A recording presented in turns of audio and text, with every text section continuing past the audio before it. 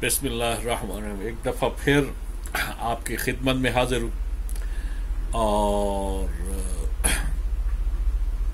جیسا کہ پہلے بتایا تھا آپ کو ابتدا میں کہ ہماری گفتگو جو ہوا کرے گی وہ ان تین آیات کریمہ کی روشنی میں ہوا کرے گی. لیس الانسان الا ما سعی، لیس الانسان الا ما سعی. پھر دوسری آیت ہے بسم اللہ الرحمن الرحیم ولن تجد لسنت اللہ تبدیلا، اور تیسری آیت کریمہ ہے وَلِرَبِّكَ إِنَّ بَطْشَ لِرَبِّكَ لَشَدِيدٌ، بے شک تیرے رب کی پکڑ بہت سخت ہے. آئیے گفتگو کا آغاز کرتے ہیں.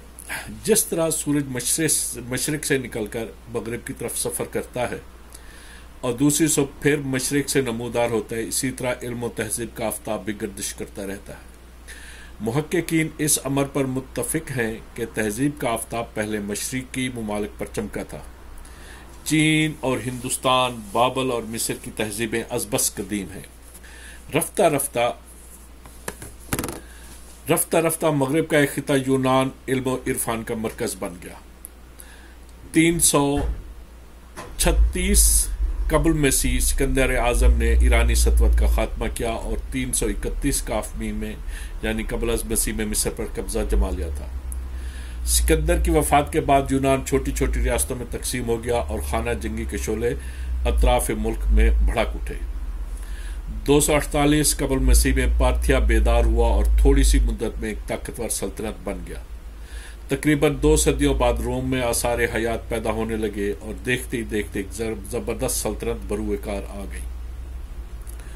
روم نے پارتھیا کو پہلی شکست 38 قبل مسیح میں اور دوسری 163 عیسوی میں دی. 216 عیسوی میں پارتھیا کے آخری آثار دنیا سے مٹ گئے اور آفتاب تہذیب پوری آب و تاب سے پھر مغرب پر چمکنے لگا. کچھ عرصے کے بعد ایران میں زندگی نے ایک نئی کروٹ لی. ساسانی خاندان کا علم مدائن پر لہرانے لگا. دوسری طرف رومت الکبریٰ کے طوفان میں آثار جزر نظر آنے لگے، یہاں تک کہ 7ویں صدی کے وسط میں ریگستان عرب سے علم و عرفان کا ایک چشمہ پھوٹ نکلا جس سے مشرق و مغرب ہر دو سیراب ہو گئے. چند صدیوں بعد آفتاب علم و تمدن پھر مغرب کی طرف بڑھا. جرمنی، فرانس، ہسپانیہ اور انگلستان سے ہوتا ہوا مغرب اقصی یعنی امریکہ تک جا پہنچا، اور اب ہم دیکھ رہے ہیں کہ مشرق میں آفتاب پھر نکل رہا ہے اور ہندوستان، ایران اور ترکی میں پھر سے بیداری کے آثار عیاں ہیں.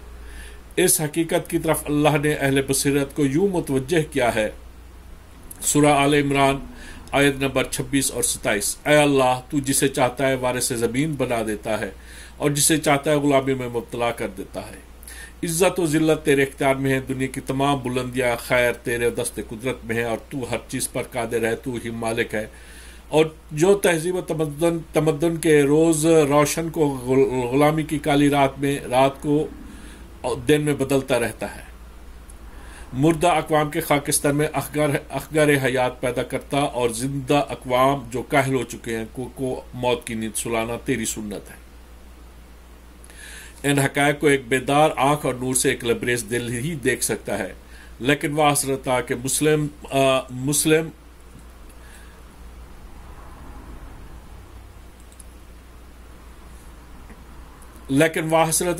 اس دولت سے محروم ہے. یہ لوگ آیات کائنات سے اعراض کر رہے ہیں. کپاس اور گندم کی ترکیب 8 عناصر سے ہوئی. اختلاف مقادیر سے کہیں وہ عناصر گندم کی صورت میں جلوہ گر ہوئے اور کہیں کپاس کی شکل میں.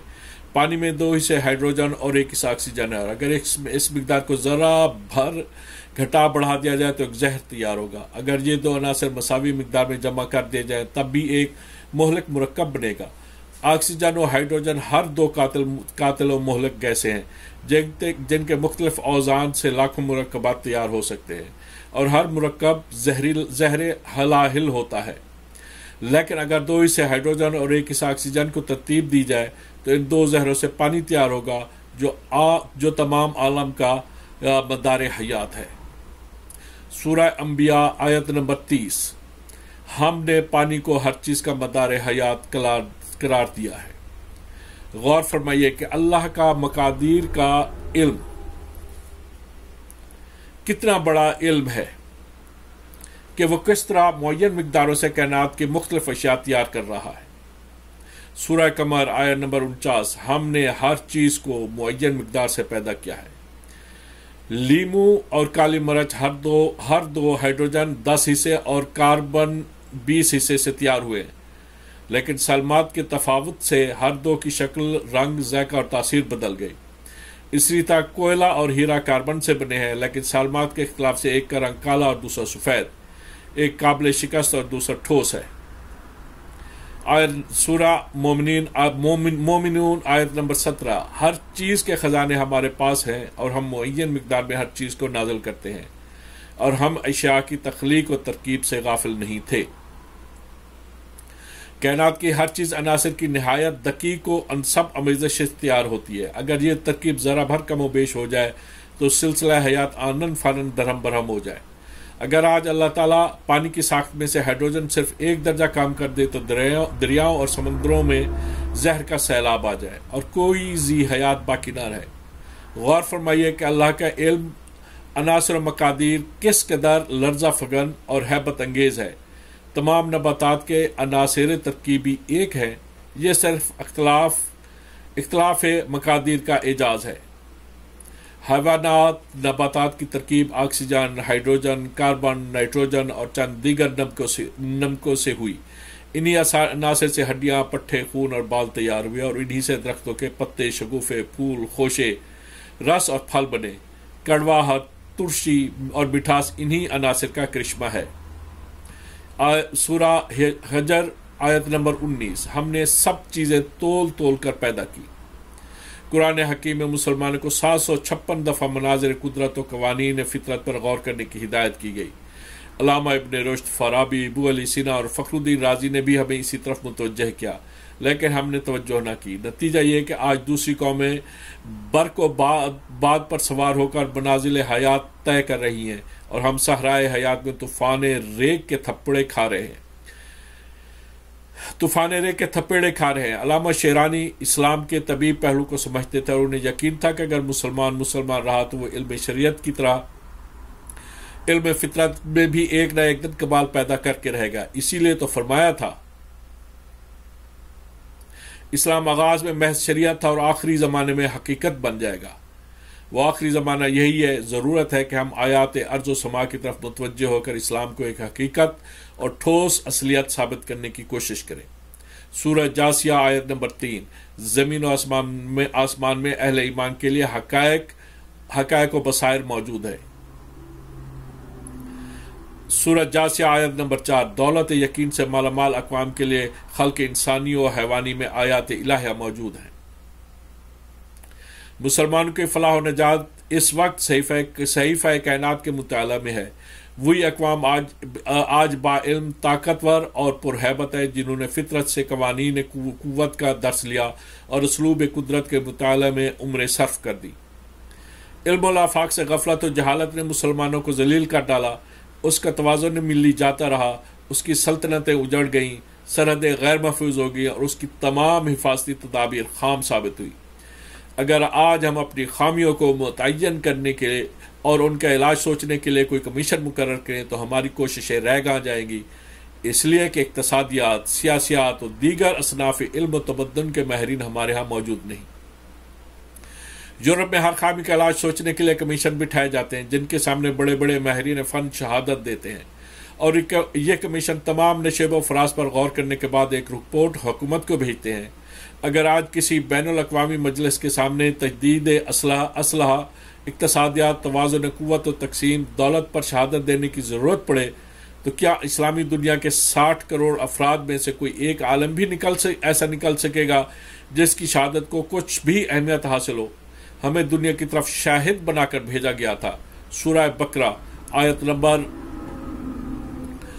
143، ہم نے تمہیں لوگوں کے لیے شاہد بنا کر بھیجا ہے۔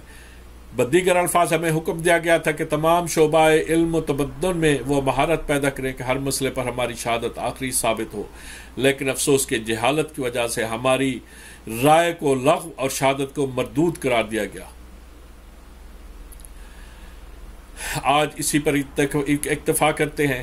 اور ظاہر ہے کہ موضوع کے لحاظ سے آپ نے سمجھ لیا ہوگا کہ جیسے کہ پہلے آپ کو بتایا کہ ہماری جو گفتگو ہوگی وہ ان 3 آیات کریمہ کی روشنی میں ہوگی. علم، سب سے اہم چیز علم. پہلی آیات کریمہ بھی اسی کے اوپر نازل ہوئی تھی. اقرا باسم ربک الذی خلق، پڑھ اپنے رب کے نام سے جس نے پیدا کیا. اور آج دیکھ لیں ہمارے ملک کے وطن عزیز میں کیا علم کی کیا صورتحال ہے اور کیا اہمیت ہے. اور افسوس اس بات کا ہوتا ہے کہ ہمارے لوگ جو ہیں یہ ہے کچھ تھوڑا سا عرصہ کی بات ہے جب جو ٹی وی کے اوپر جو نا ایک ہمارے وزیر تدبیر جو کہ سندھ سے تعلق رکھتے تھے، جنہوں نے یہ فرمان جاری کیا تھا کہ اگر کالا باغ ڈیم بنا کے اس میں سے بجلی نکال دی جائے گی تو ہمارے پاس سندھ میں باقی پانی میں بچے گا کیا. ماشاءاللہ کیا ان کے جو نا فرمان تھے، ان کو جو نا مطلب سنہری حروف میں لکھنے کی ضرورت ہے. اور ظاہر ہے کہ جب ہمارے وزیر تدبیر اتنے جاہل اور نکمے ہوں گے تو عوام کا تو اللہ ہی حافظ ہے. اور اسی طرح مجھے ایک اور واقعہ بھی یاد آ رہا ہے کہ نواز شریف کے پہلے دور حکومت میں ایک پنجاب کے ایک وزیر ہوا کرتے تھے جن کا نام تھا رانا پھول چند. تو رانا پھول چند کے پاس ایک لڑکی نے اپنے لیکچررشپ کے لیے جاب اپلائی کیا، جاب کے لیکچررشپ کیا، جاب کے لیے اپلائی کیا. وہ اپلیکیشن لے کر چلے گئے اپنا پرائم منسٹر جو اس وقت نواز شریف صاحب تھے. ان کو صاحب کہنا بھی جو ہے ایک بہر توہین ہے، لیکن خیر نواز شریف کے پاس گئے اور ان کو کہا کہ بھئی یہ ایسا ہے کہ یہ لڑکی ہے اور اس کو جو ہے مطلب جاب چاہیے. تو نواز شریف نے کہا کہ بھئی ایسا ہے کہ اپلیکیشن لے لیتے ہیں، پھر میرٹ کے اوپر بات کر دیکھیں گے، اگر میرٹ کے اوپر آ گئی تو پھر ہم جو ہے اس کو جاب دے دیں گے. تو رانا پھول چند نے کہا کہ میرٹ کی بات کرتے ہیں تو میں ان پڑھ ہوں، چٹا ان پڑھ، میں دستخط بھی نہیں کر سکتا اور میں اپنے دستخط کی جگہ پر انگوٹھا لگاتا ہوں اور میں جو ہے وزیر بنا بیٹھا ہوں. آپ جو ہے بی اے پاس ہیں اور آپ جو ہیں وہ بنے ہوئے ہیں چیف پرائم منسٹر بنے ہوئے ہیں. اس لحاظ سے میرٹ کے لحاظ سے تو اس لڑکی کو جو ہے نا پرائم منسٹر ہونا چاہیے تھا. تو بہرحال جو ہے اس لڑکی کو جاب مل گئی تھی، جو میں نے پڑھا تھا ان دنوں میں جاب مل گئی تھی ان کو. تو جب صورتحال یہ ہو تو وہاں پہ اب ہم کیا وہ کریں. اور سچی بات یہ ہے کہ میں بار بار جو ہے لوگوں کو یہی کہہ رہا ہوں کہ جو لیس الانسان الا ما سعى، آپ چور ڈاکو کو سلیکٹ کر کے الیکٹ کر کے آپ بھیجیں گے تو یہی حال ہوگا. سوچنا آپ کا کام ہے، عمل کرنا آپ کا کام ہے، آگے آپ کی مرضی ہے. تو اسی کے پر اکتفا کرتے ہیں. کل پھر آپ سے وہ ہوگی بات ہوگی انشاءاللہ. تو تب تک کے لیے خدا حافظ. السلام علیکم ورحمۃ اللہ وبرکاتہ.